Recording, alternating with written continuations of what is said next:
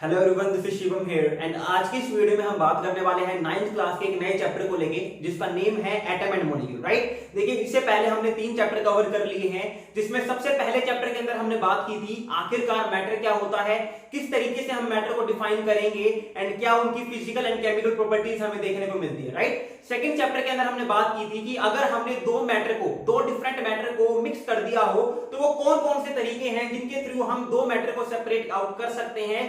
Third chapter के अंदर हमने बात की थी कि आखिरकार मैटर जिन स्मॉलेस्ट पार्टिकल से मिलकर बनता है उनका स्ट्रक्चर कैसा होता है, क्या वो किसी और चीज से मिलकर बना हुआ है, क्या एटम हमारे पास जो स्मॉलेस्ट हमारे पास पार्टिकल होता है जिससे मिलकर हर एक मैटर बनता है उसको हमने एटम का नाम दिया था। तो थर्ड चैप्टर के अंदर हमने बात की थी कि क्या एटम डिविजिबल होता है या नहीं होता है, और अगर एटम डिविजिबल है तो उसके अंदर जो इलेक्ट्रॉन, प्रोटॉन्स एंड न्यूट्रॉन्स हैं वो किस तरीके से अरेंज रहते हैं। राइट, आज की वीडियो में हम बात करने वाले हैं 9th क्लास के 4th चैप्टर को लेके, that is atom and molecule. अगर मैं बात करूं हमारे पास तो इस चैप्टर के अंदर जो सबसे इंपॉर्टेंट पोर्शन है वो हमारे पास है मोल कंसेप्ट, और मान के चलिएगा ये वाला जो पोर्शन हमारे पास है ये 11th क्लास का बेस भी बन जाता है, क्योंकि यहां पर अगर आपको मोल कंसेप्ट समझ में नहीं आता तो कहीं ना कहीं आगे जाकर भी आपको परेशानियों का सामना करना पड़ सकता है। राइट, तो चलिए बात करते हैं सबसे पहले हमें इस चैप्टर के अंदर क्या क्या बातें करनी है। तो सबसे पहले अगर मैं क्लासिफाई करना चाहूं इस चैप्टर को तो सबसे पहले हम बात करेंगे बेसिक इंट्रोडक्शन के बारे में।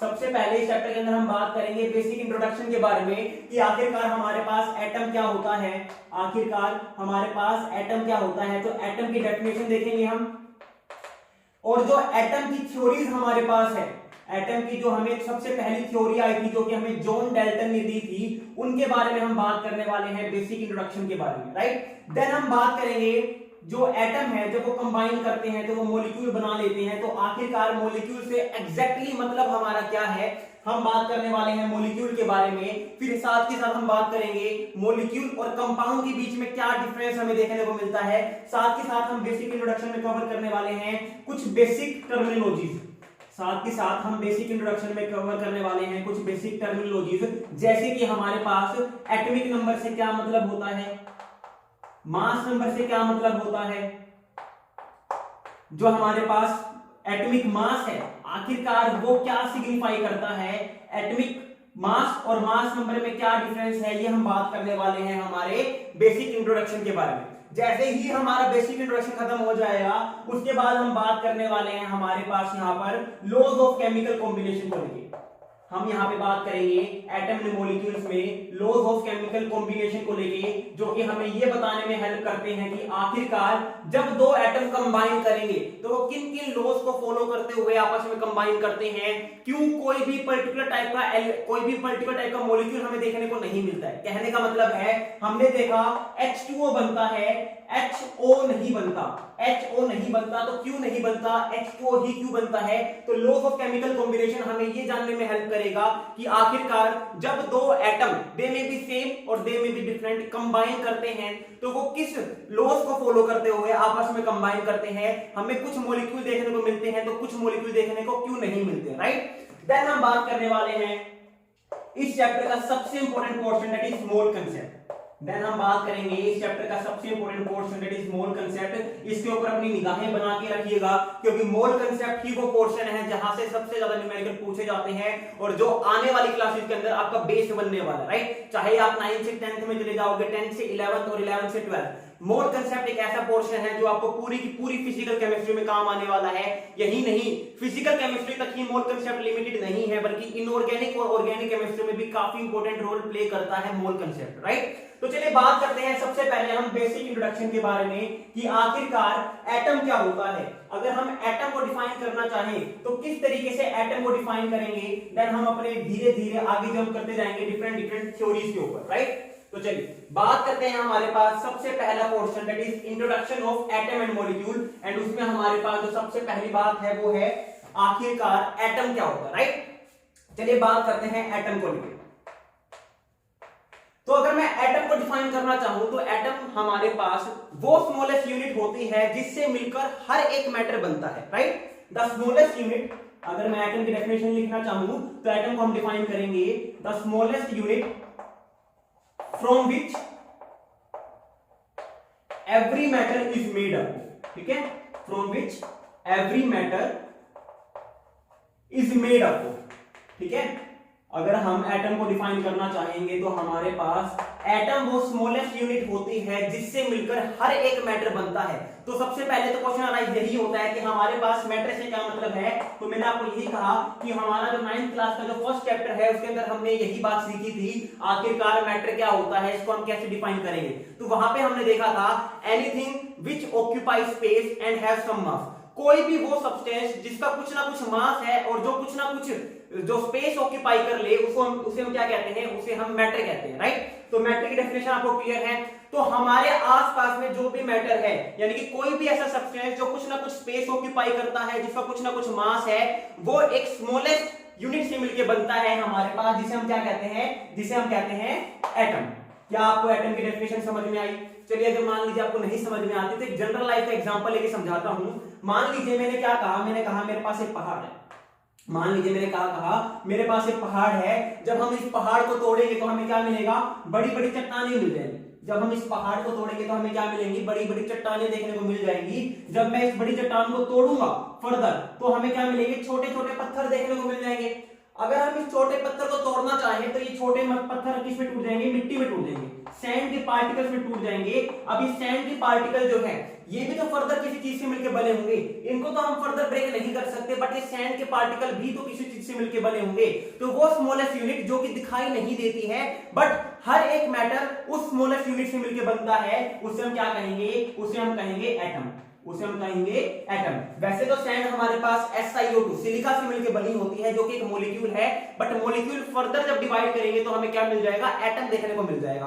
तो उसके लिए हमें क्या समझना पड़ेगा, आखिरकार मॉलिक्यूल क्या होते हैं। बट मॉलिक्यूल से पहले हम कहां जंप कर रहे हैं, एटम के ऊपर, क्योंकि एक बार एटम समझ में आ जाएगा तो हम आसानी से मॉलिक्यूल के ऊपर जंप कर सकते हैं। राइट, तो हमारे पास एटम क्या होता है, वो छोटी से छोटी यूनिट जो कि दिखाई नहीं देती बट हर एक मैटर उस छोटी यूनिट से मिलकर बना होता है, उसे हम क्या कहते हैं, एटम कहते हैं। अगर मैं बात करता हूं एटम वर्ड की, तो एटम वर्ड एक ग्रीक वर्ड है एटमोस, एक ग्रीक वर्ड है एटमोस, इससे डिराइव किया गया है और एटमोस का मतलब होता है अनब्रेकेबल। अगर मैं एटम वर्ड की बात करता हूं तो एटम वर्ड जो है वो एक ग्रीक वर्ड एटमोस से लिया गया है, जिसका मतलब क्या होता है, अनब्रेकेबल। क्योंकि इनिशियली यही समझा जाता था कि एटम जो है वो फर्दर ब्रेक नहीं हो सकता, एटम ही वो स्मॉलेस्ट यूनिट है जो हमें देखने को मिलती है किसी भी मैटर के अंदर। इसी वजह से इसको क्या नाम दिया गया, अनब्रेकेबल भी कहा गया। और इसी वर्ड से कहां से उठाया गया, हमें एटमोस वर्ड से उठाया गया है हमारा एटम वर्ड, जिसका मतलब क्या होता है, अनब्रेकेबल हमें देखने को मिलता है। क्योंकि पहले हमारे पास टाइम में यही सोचा जाता था कि एटम को फर्दर ब्रेक नहीं किया जा सकता, बट क्योंकि हमने 9th क्लास का 3rd चैप्टर कंप्लीट कर लिया है, that is structure of atom, वहां पे हम बात कर चुके हैं कि एटम को फर्दर तोड़ा जा सकता है। और जब हम एटम को फर्दर तोड़ते हैं तो हमें 3 सब एटॉमिक पार्टिकल देखने को मिलते हैं। सबसे पहला होता है प्रोटॉन, दूसरा होता है न्यूट्रॉन एंड तीसरा हमें देखने को मिलता है इलेक्ट्रॉन। अगर मैं थोड़ा सा रिकॉल करवाऊं तो अगर मैं आपसे क्वेश्चन पूछूं कि बताओ सबसे ज्यादा बेसिक फंडामेंटल पार्टिकल कौन सा है, सबसे ज्यादा बेसिक फंडामेंटल सब एटॉमिक पार्टिकल कौन सा है, इलेक्ट्रॉन, प्रोटॉन या न्यूट्रॉन? तो वीडियो के कमेंट सेक्शन में कमेंट जरूर कर देना अगर आपको ये आंसर पता है तो, क्योंकि हम इस बारे में बात कंप्लीटली कर चुके हैं। राइट, तो पहले हमारे पास जब तक स्ट्रक्चर ऑफ एटम का कंसेप्ट नहीं आया था कि एटम को क्या फर्दर तोड़ा जा सकता है, तब तक यही समझा जाता था कि एटम जो है अनब्रेकेबल है और इसीलिए इसको कहां से उठाया गया था, एटमोस वर्ड से डिराइव किया गया था। राइट, अब बात करते हैं एटम को लेके क्या क्या थ्योरीज आई थी। तो एटम को लेके जो सबसे पहली थ्योरी हमें दी थी वो दी थी जॉन डाल्टन ने। राइट, जॉन डाल्टन नाम के एक साइंटिस्ट थे जो कि 1808 में एटम को लेके अपनी वेरियस थ्योरीज लेके आए थे। अब हम बात करते हैं आखिरकार जॉन डाल्टन ने एटम के बारे में हमें क्या क्या इंफॉर्मेशन प्रोवाइड की थी। जॉन डाल्टन ने लगभग एटम के बारे में वो सभी इंफॉर्मेशन प्रोवाइड कर दी थी जो हमें चाहिए थी अगर हम एटम को अनब्रेकेबल कंसीडर करते हैं तो। राइट, तो 1808 में हमारे पास एक साइंटिस्ट आए थे जॉन डाल्टन, उन्होंने अपनी थ्योरी दी थी और इसे हम कहते हैं डाल्टन एटॉमिक थ्योरी। तो हेडिंग डाल लीजिएगा अपनी next, that is Dalton atomic theory. Right, तो चलिए अगर हम बात करते हैं डाल्टन एटॉमिक थ्योरी की, तो इन्होंने एटम को लेके वेरियस पोस्टुलेट्स दिए थे जिन्हें हम बारी बारी से एक एक करके अभी पढ़ने वाले हैं। राइट, तो सबसे पहले पोस्टुलेट की बात करते हैं तो डाल्टन ने कहा था every matter is made up of, every matter is made up of extremely small particle called atom, extremely small particle called atom. तो डाल्टन ने हमें कहा था कि हमारे पास कोई भी अगर मैटर है तो वो एक एक्सट्रीमली स्मॉल पार्टिकल से मिलकर बनता है और उस स्मॉल पार्टिकल को क्या नाम दिया गया, एटम का नाम दिया गया, राइट। पहले क्या कहा जाता था कि हर एक मैटर जो है वो बहुत छोटे पार्टिकल से मिलकर बनता है जो दिखाई नहीं देता, ठीक है। पहले एटम वर्ड नहीं आया था, पहले हम इन्हें पार्टिकल कहा करते, बट हमें पार्टिकल वर्ड को चेंज करना पड़ेगा। क्यों? क्योंकि हमारे पास सैंड के पार्टिकल्स होते हैं, एयर के भी पार्टिकल्स ही होंगे, डस्ट के पार्टिकल्स भी होंगे। तो पार्टिकल वर्ड बहुत एक कॉमन टर्मिनोलॉजी थी जो अक्सर हर जगह यूज करने को हमें देखने को मिलती थी, इसलिए पार्टिकल वर्ड से इसको हमें स्विच करना था। और क्योंकि हम शुरू में ये समझा करते थे कि एटम जो है हमारे पास जो स्मॉलेस्ट पार्टिकल है ये अनडिविजिबल है, तोड़ा नहीं जा सकता, इसलिए इसे एटमोस वर्ड से डिराइव कर दिया गया था, राइट। क्या इतनी बात समझ में आ रही है?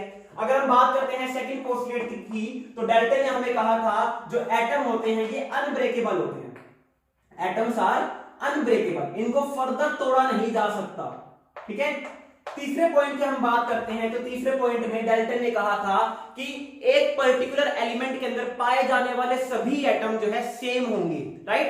अगर हम बात करते हैं तीसरे पॉइंट की, a particular element possess all same type of atom, all same type of atom possessing same physical and chemical property, possessing same physical and chemical property, ठीक है।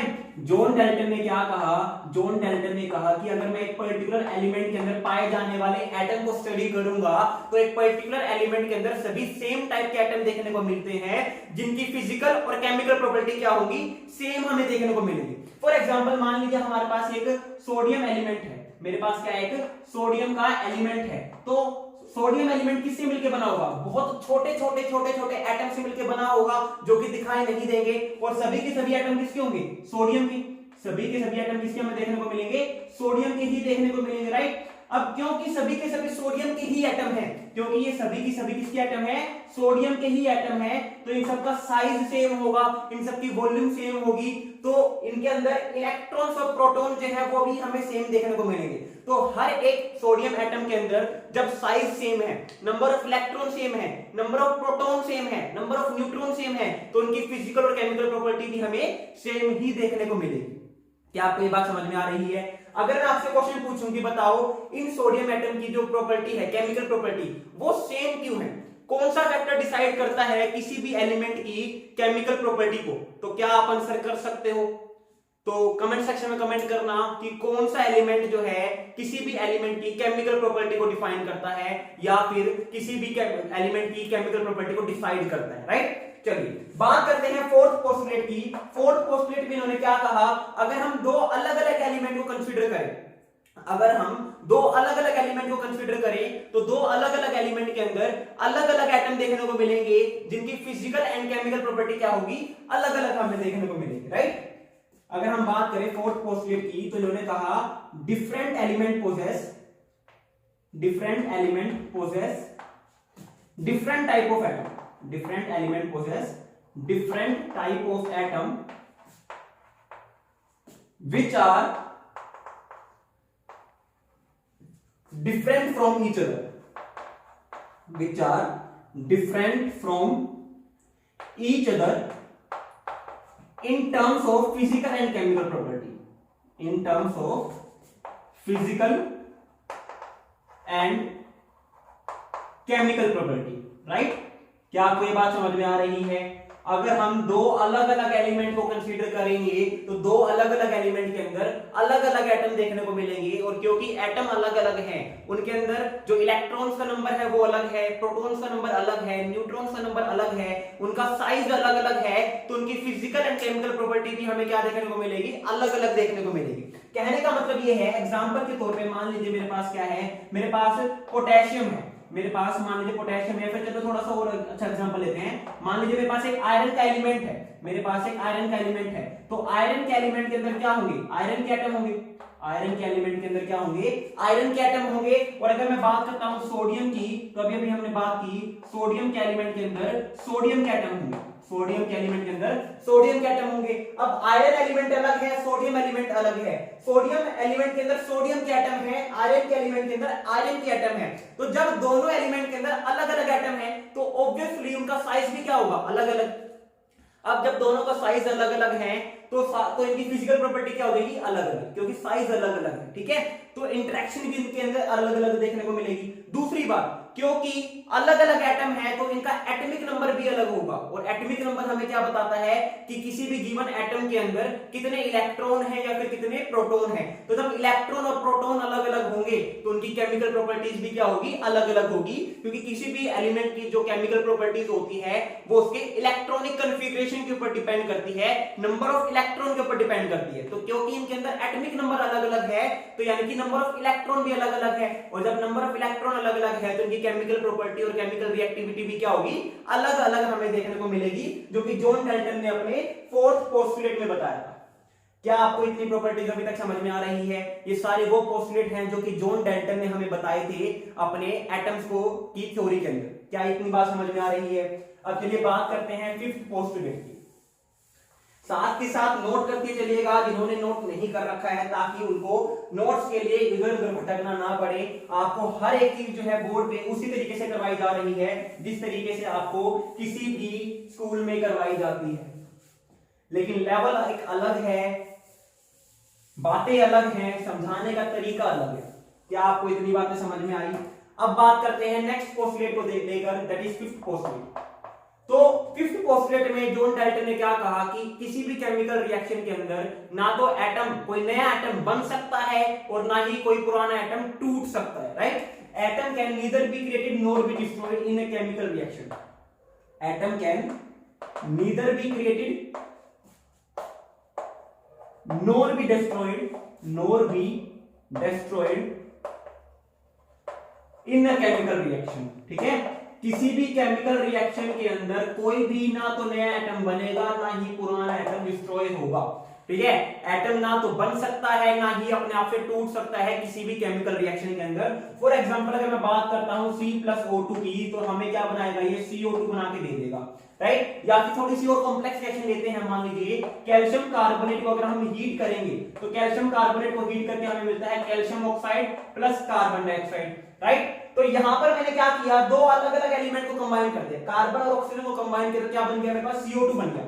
अब ध्यान से देखिएगा, यहां पे पहले भी कार्बन था अभी भी कार्बन है, पहले भी दो ऑक्सीजन थे अभी भी कितने ऑक्सीजन है, दो ही ऑक्सीजन है। यानी कि नंबर ऑफ एटम जो है दोनों साइड सेम है और कोई भी नया एटम भी नहीं बना है। यानी कि ना तो इस रिएक्शन के अंदर कोई पुराना एटम टूटा है और ना ही कोई नया एटम बना है, राइट। जो पहले एटम थे और जितने पहले एटम थे प्रोडक्ट में उतने ही और वही एटम हमें देखने को मिल रहे हैं। तो चलिए थोड़ी सी कॉम्प्लेक्स रिएक्शन हमने जो लिखी है इसको ध्यान से पढ़िए।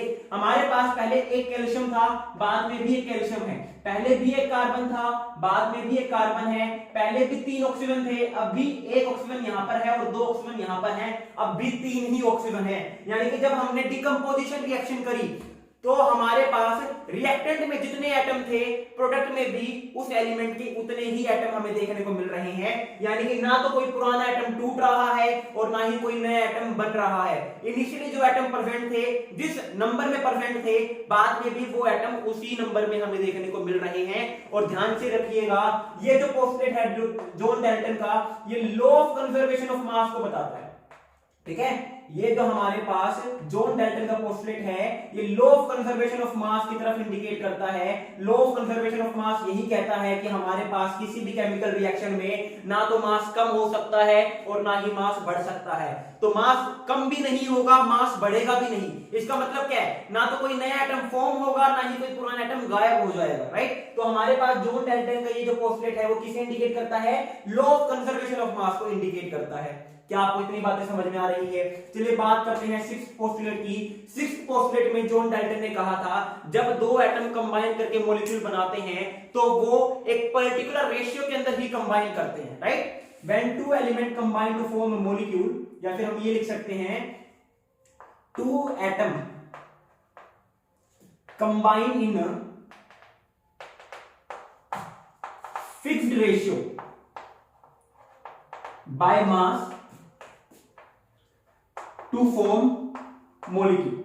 ठीक है, अगर हम बात करते हैं जॉन डाल्टन के नेक्स्ट पोस्टुलेट की, तो जॉन डाल्टन ने हमें कहा था जब दो एटम आपस में कंबाइन करते हैं तो वो एक पर्टिकुलर मास के रेशियो में ही कंबाइन करके कोई भी मॉलिक्यूल बनाते हैं। ऐसा कभी भी नहीं होगा कि किसी भी कोई भी अनसीक्वेंशियल मैनर में कोई भी दो एटम कंबाइन करके कोई भी मॉलिक्यूल बना रहे हैं, ऐसा कभी भी नहीं होता। जब भी दो एटम आपस में कंबाइन करेंगे तो वो एक फिक्स्ड रेशियो में कंबाइन करेंगे बाय मास। ठीक है, फॉर एग्जांपल अगर मैं बात करता हूं H2 की और ऑक्सीजन की, तो H2 और O2 जो है वो कंबाइन करके H2O बनाते हैं। H2 और O2 कंबाइन करके क्या बनाते हैं? H2O बनाते हैं। एक हाइड्रोजन का मास होता है 1 ग्राम और हमारे पास एक ऑक्सीजन का मास होता है 16 ग्राम। तो मैंने कहा एक हाइड्रोजन का मास 1 ग्राम है तो दो हाइड्रोजन का मास कितना देगा? 2 ग्राम। एक ऑक्सीजन का मास होता है 16 ग्राम। तो ये किस मास रेशियो में कंबाइन कर रहे हैं? ये कंबाइन कर रहे हैं 1:8 के मास रेशियो में। ये कंबाइन कर रहे हैं 1:8 के मास रेशियो में। अब मैं अपने वाटर को किसी भी तरीके से बनाऊं, किसी भी केमिकल रिएक्शन के थ्रू बनाऊं। यहां पे मैंने एक केमिकल रिएक्शन ली थी, H2 और O2 कंबाइन करके क्या बना रहे हैं? H2O बना रहे हैं। मान लीजिए मैंने क्या किया, मैंने कंबशन रिएक्शन कर दी। मैंने क्या किया? एक कंबशन रिएक्शन कर दी। मीथेन को ऑक्सीजन के साथ जब मैंने कंबाइन किया, तो हमेशा याद रखना जब भी हाइड्रोकार्बन की कंबशन रिएक्शन होती है, जब भी हाइड्रोकार्बन की कंबशन रिएक्शन होती है, हमेशा कार्बन डाइऑक्साइड और वाटर ही हमें देखने को मिलता है। तो CO2 बन जाएगा प्लस H2O बन जाएगा, CO2 बन जाएगा प्लस H2O बन जाएगा। मोल कंसेप्ट में एक बात हमेशा याद रखना, विदाउट बैलेंसिंग किए कभी भी किसी केमिकल रिएक्शन को प्रोसीड ऑन मत करना, क्योंकि अगर आपकी केमिकल रिएक्शन बैलेंस नहीं होगी तो यानी कि आपका law of conservation of mass जो है फॉलो नहीं हो रहा, जो कि एक बड़ी गलती हो सकती है और होगी भी। राइट, तो अगर आप कोई भी केमिकल रिएक्शन लिख रहे हो तो उसको बैलेंसिंग करनी जरूरी है, क्योंकि बैलेंसिंग करने से आप law of conservation of mass को फॉलो करते हो। राइट, तो यहाँ पे देखिए एक कार्बन है, यहाँ पे भी एक कार्बन है, 4 हाइड्रोजन है, यहाँ पे 2 हाइड्रोजन है, तो हमने क्या कर दिया? 2 से मल्टीप्लाई कर दिया। यहाँ पे 2 ऑक्सीजन यहाँ पे है और 2 ऑक्सीजन यहाँ पे, यानी कि यहाँ पे 4 ऑक्सीजन है, यहाँ पे 2 ऑक्सीजन है, तो हमने क्या कर दिया? यहाँ पे 2 से मल्टीप्लाई कर दिया। अब ध्यान से देखिए, यहाँ पे मैंने दूसरे तरीके से वाटर बना दिया। यहां पे मैंने क्या किया? किसी दूसरे तरीके से वाटर बनाया है, बट अभी भी अगर मैं वाटर के अंदर हाइड्रोजन और ऑक्सीजन के मास का रेशियो देखूंगा तो अभी भी वो कितना आएगा? 1:8 ही आएगा। यानी कि हमारे पास जॉन डाल्टन ने क्या कहा, जब हमारे पास दो एटम कंबाइन करते हैं मॉलिक्यूल बनाने के लिए तो वो एक फिक्स्ड मास रेशियो में कंबाइन करते हैं। ऐसा कभी भी नहीं होगा कि वो किसी भी रेशियो में कंबाइन करके कुछ भी कंपाउंड बना रहे हैं। क्या आपको ये बात समझ में आई? अगर हम बात करते हैं 7th पोस्टुलेट की, तो 7th पोस्टुलेट में जॉन डाल्टन ने कहा था एटम वो स्मॉलेस्ट यूनिट होती है जो कि केमिकल रिएक्शन के अंदर पार्टिसिपेट करती है। ठीक है, that is the smallest unit which participate in a chemical reaction, which participate in a chemical reaction is atom। ठीक है, क्या आपको ये बात समझ में आ रही है? वो छोटी से छोटी यूनिट जो किसी भी केमिकल रिएक्शन के अंदर पार्टिसिपेट करती है वो हमारे पास क्या होती है? वो हमें एटम देखने को मिलती है। राइट, एटम वो सबसे छोटी यूनिट है जो किसी भी केमिकल रिएक्शन के अंदर पार्टिसिपेट करती है। तो ये हमारे पास थे जॉन डाल्टन के कुछ एक पोस्टुलेट जो कि आपको पता होने चाहिए। अब हम बात करेंगे अपने आगे के कंसेप्ट के अंदर, नई वीडियो के अंदर, कि हमारे पास जॉन डाल्टन के बाद जो सिंबल रिप्रेजेंटेशन होती है, किसी भी एलिमेंट को हम जिस पर्टिकुलर सिंबल से रिप्रेजेंट करते हैं, आखिरकार वो कंसेप्ट किसने दिया था और क्या उस कंसेप्ट से पहले कोई और कंसेप्ट भी था जो हमें किसी भी एलिमेंट के सिंबल रिप्रेजेंटेशन में हेल्प करता था। तो आई होप आपको ये वीडियो पसंद आई होगी। कोई भी डाउट रहता है तो आप कमेंट सेक्शन में कमेंट कर सकते हो या फिर हमारे सोशल हैंडल्स के ऊपर जाकर मैसेज ड्रॉप आउट कर सकते हो। So thank you very much, have a good day.